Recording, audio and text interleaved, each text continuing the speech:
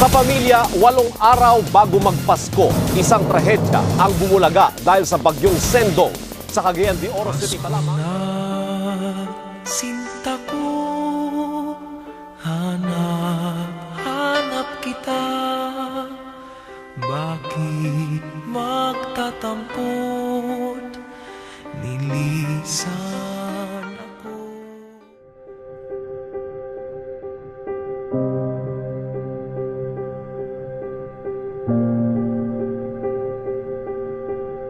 Cagayan de Oro City experienced the most tragic calamity ever in the city's history on the eve of December 16, when raging waters brought about by tropical storm Sendong claimed the lives of thousands of people and massively destroyed the city.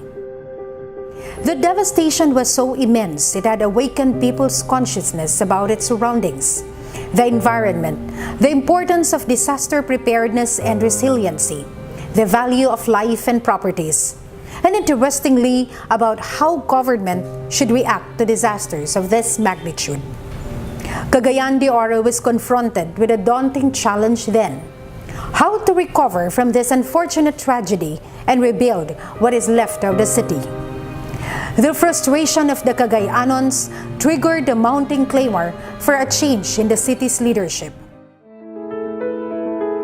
In the elections of 2013, then Misamis Oriental Governor Oscar Moreno offered himself as an alternative to the present leadership. I will file my certificate of candidacy as mayor of Cagayan. Cagayanons found hope in Moreno, and so the people gave him an overwhelming mandate as mayor of Cagayan de Oro, defeating the city's powerful political titan. I, Oscar Serino Moreno, having been elected to the position the position of Mayor of Cagayan de Oro City, my task should be to serve the people of Cagayan de Oro the best way possible. Mayor Moreno's entry in Cagayan de Oro was difficult and certainly not a walk in the park. He inherited a city council dominated by his political rivals, whose actions were purely aimed to obstruct development. He also took over a bureaucracy with a laid-back attitude towards genuine public service. The political harassments and demolition was so intense, it slowed down the momentum of growth, but Mayor Moreno stood steadfast and resolute. The rehabilitation and rebuilding plan for Cagayan de Oro following Sendong was anchored on the principle, build back better. Since he could not muster enough support from the City Council, Mayor Moreno began the rebuilding process by engaging the community to facilitate inclusion and participation among various stakeholders. Establishment and recognition of the local special bodies, civic society, and non-government organizations were seriously undertaken.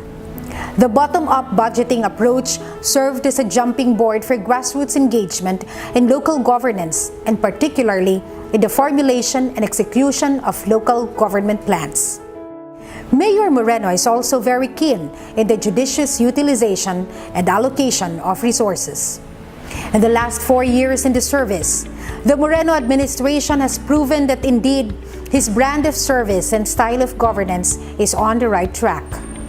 In order to address the glaring lack of school buildings both in the rural and urban barangays, more than 500 classrooms have already been built using the Special Education Fund. The rehabilitation of the dilapidated and obviously neglected J.R. Borja General Hospital is now in full swing. From a Level 1 hospital, the city government envisions the transformation of J.R. Borja General Hospital into a state-of-the-art medical center. The hinterland barangays before were dismally isolated from the central district due to bad, impassable roads, which made them vulnerable to illegal mining and illegal logging activities. But today, only very few kilometers are left unpaved and soon will be completed. Disaster preparedness and response was a key concern after Sendong. The local government has managed to revolutionize the program, making it one of the models in the country today. The Sendong victims terribly suffered as a result of the loss of lives, properties, investments, and for some, opportunities. The economic recovery became crucial in the reconstruction efforts. Poverty alleviation programs were intensified to uplift the lives of the hapless victims and survivors. The city government focused its attention in livelihood programs that encourage entrepreneurship, providing employment opportunities, financial protection against sickness, and access to healthcare, infrastructure, and investment promotions that create opportunities, ensuring peace, order, and security, advancing agricultural productivity and sustainability, and improving the quality of education. But most importantly, the local leadership seeks to empower Cagayanons, committed to make the local government as responsive as possible to the needs of its constituents. In Cagayan de Oro, we make lives better.